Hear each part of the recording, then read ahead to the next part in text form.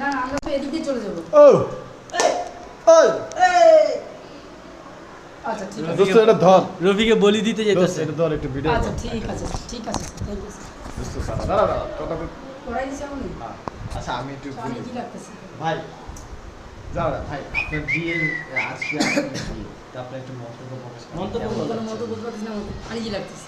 আমি শুধু লাগারই কথা তুমি আজকে বলি হইতে যাইতেছো, তোমার এই বিষয়ে কি I have no feelings.